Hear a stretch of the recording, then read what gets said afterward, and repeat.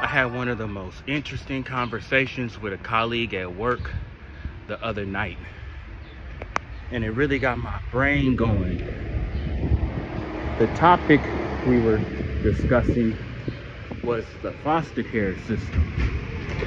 And I don't think too many people really truly understand what that looks like, because most of us maybe haven't lived through those type of experiences.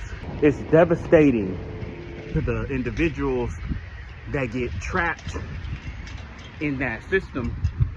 And I think it really takes a strong individual to make it through without having any traumas on the other end. Because let's start from the beginning. In order to become in the foster care system, I would imagine you have to be displaced, right? You have to be displaced from the original home that you were intended to be a part of, household-wise. And then once that occurs, the next thing is that they put you in almost like a purgatory, because I don't think they just moved from that home that wasn't fitting for them straight into a new home. Maybe some children are lucky enough to experience such a smooth transition, but most of them don't. So then you get put in a place where you're with other foster children in the system, and those individuals all possess some of the most complex mindsets that carry so much emotional baggage. Some of the words that were said were, it can happen because the parents put them out because they didn't agree with the way that their child wanted to live their life. And that could be described in a number of different ways. But where we're going with this is to say that throughout our lives, we have, whether we know it or not, we have come in contact with some of these individuals. And because they're not wearing a shirt that says, "Hi, I was in the foster system," we don't know it. But it's not until we start to have conversations with them on a regular enough basis that we begin to earn their trust. And then we get to a place in their life where they feel comfortable enough opening up and sharing that they were a part of the foster care system. And it's truly a blessing that we have something like that to help those that are put in such unfortunate circumstances. But then, like I said, they're among us and we don't really know who. And I think so many people around us may either have been involved in it themselves, or know somebody, or they weren't directly involved in it, but they were a foster parent and they did the work on that end to provide that child with a home.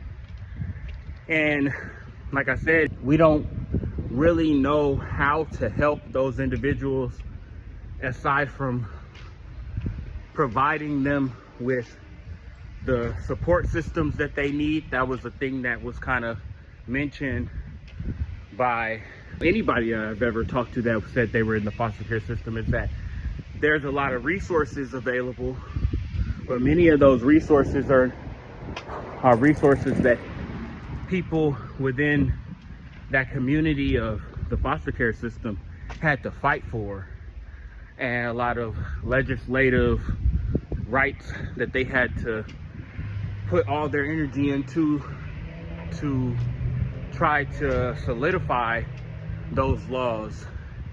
And we're gonna work at a pace, again, that's always comfortable for each individual, but we want to come together and we want to offer our support and do it in multiple forms for anyone that might have had to experience what it's like, because we really don't ever really know. Like, I mean, I have my mother, I have my father in my life.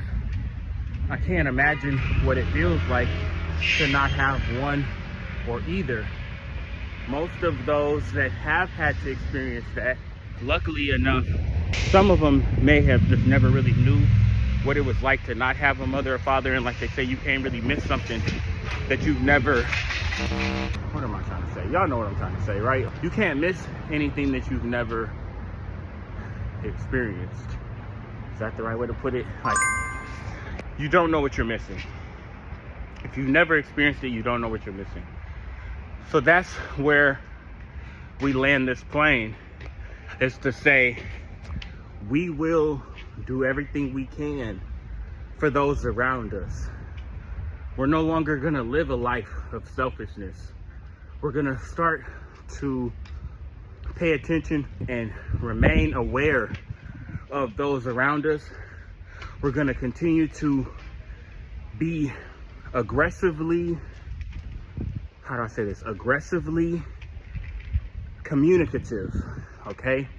I know that's probably a term nobody has ever really put into this universe, but aggressively communicative to me means we're going to use our communication skills at an aggressive level to be able to express our thoughts and to be able to dig deep inside of others that surround us and find out ways to tap into their lives and extract whatever troubles and worries and traumas that they have been holding on to.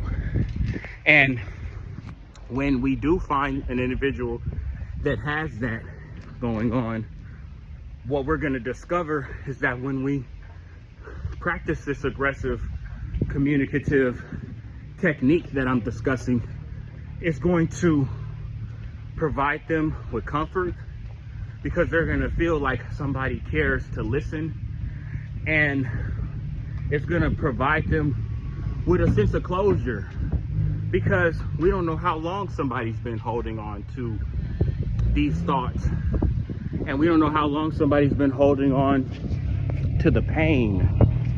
The pain may be something we experience in the moment, but then as time goes on, the pain becomes wounds and scars and bruises that when we look at our bodies, we see them, but they're concealed with our clothing. So most people don't see the wounds, the scars, the damage that we carry each day. And it's only those closest to us in most intimate moments where we have to undress ourselves and reveal the damage that's been done to our vessel, that we really realize that, wow, I've been hiding this all this time.